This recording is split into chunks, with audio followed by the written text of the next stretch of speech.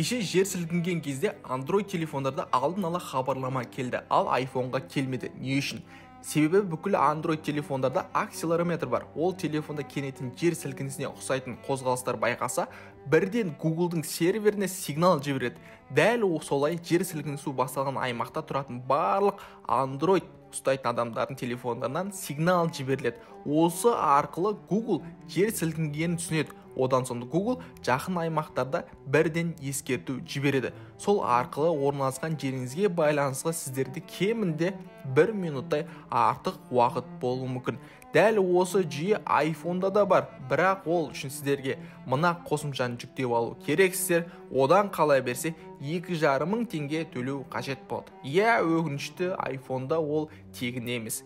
Бірақ жән керек болса 2,5 мың теңге ақша емес. Ал енді достар, дереу осы видеоны iPhone-ы бар, телефоны бар достарыңызға жіберіңіздер, алдын ала сақ болсын және бізге тіркеліп алды. Ұмытпаңыздар, себебі осы секілді өміріңізде қажетті видеоларды біз шығарып тұрамыз. Рахмет барлықтарыңызға.